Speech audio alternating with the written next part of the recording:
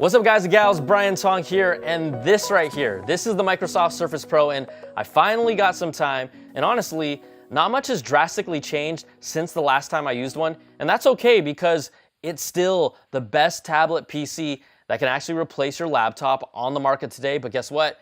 It can still get better. Now, one of the things that's always stood out to me has been the Surface Pro and really its more angular design that to me still doesn't feel too dated, and I know there's a camp of people who want the design to change. Who doesn't want a new form factor, right? Well, the two biggest things for me, thinner bezels and the move to USB-C, that's a completely fair and good enough reason to even wait for the next one. But this year really brings incremental upgrades with faster chips and the black color option. But from a design standpoint, with the built-in kickstand, I've always liked it. I love how it feels. It is a little sharp and edgy resting on your lap, if that makes sense, but it's always felt like its own thing, different from anything else out there, and that's a strength. Now, the Surface Pro 6 comes in all different kinds of configurations, but if you're looking for this to be a primary computer or your workhorse for you, it can be that. Go for the i7. But if this is going to be more for basic use and media consumption as the priority for you, the i5 is going to be just fine. Now, the Surface Pro 6 starts at $899 retail for just the tablet. Microsoft sent me this i5 with 8 gigs of RAM and 256 gigs of storage, and the HN Intel chips that are more efficient, and the i5 version I had lasted easily over 8 hours with normal use. It wasn't a problem, and for me, I never felt like I needed a power outlet as much as I do on my laptop. You'll also have all the ports you expect with the Surface line with a single USB 3.0 and mini display port, the Surface connector, and micro SD card slot under the stand for more expansion, but the lack of any USB-C or Thunderbolt 3 ports at the end of 2018 make it feel like you'll be behind the curve in another 6 months. The Surface Book 2 and Surface Go, guess what? They have USB-C. Also, its Windows Hello face recognition has always worked really well for me from previous models. That still stands true.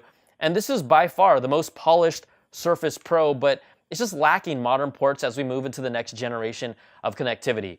You also know I'm a daily iPad Pro user, and in my review already I laid it out how for me that can't be a replacement for a computer. But then when you use a Surface Pro, right, and every time I've used one, this can absolutely replace your computer running every major application natively that you need. It's a little more cramped experience on this 12.3-inch screen, but if I really wanted to, I could edit a video on Adobe Premiere on a Surface Pro. I legitimately could. And by now you've seen all the reviews for the Surface Pro, right? From an experiential standpoint for me though, this is the best tablet that can replace your laptop. Starting at $129, if we talk about accessories, the type covers keys, they're all backlit. It's still sturdy, the hinge is great, and the feedback from the keys feel better than any other keyboard case out there. And obviously, look, it has a trackpad.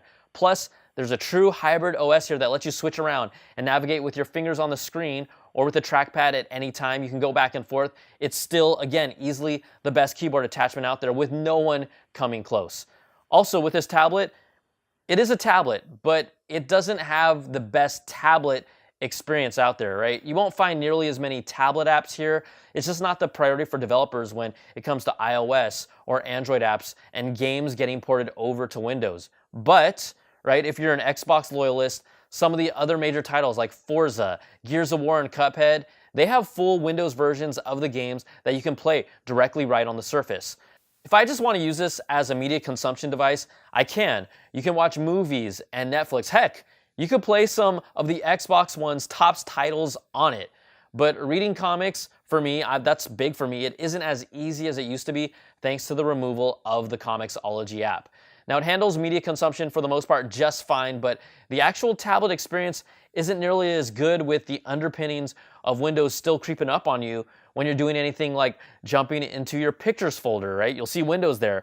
Or going into tweak display settings, you're dealing with Windows right there, and it's just not its own tablet interface 100% of the time. So, right, you get pulled out of the tablet experience because of how it's built. And we're not forgetting the Surface Pen with its 21 millisecond delay that inspired others to make their own. Nothing physically has changed with the pen, and this is the same creative tool that it's always been from the start, and it really works great as a companion to this tablet. So the big question, right? Is this for you? Well, it comes down to the ecosystem you're in. That always factors into it. But the Surface Pro 6 is a great product, but at the same time, right, most people will probably hold off right now and wait for the all-new redesign with the USB-C or Thunderbolt 3 when it will be ready for the next generation of connectivity and will hopefully be slimmer with thinner bezels and an HDR screen, like all that sexy stuff. Now, it might not bring the best tablet experience compared to others, that's kind of obvious, but it can still handle all your media consumption just fine. Your ecosystem, it might dictate your decision, but if you're looking for the best tablet that can actually replace your laptop right now, the Surface Pro 6 is it.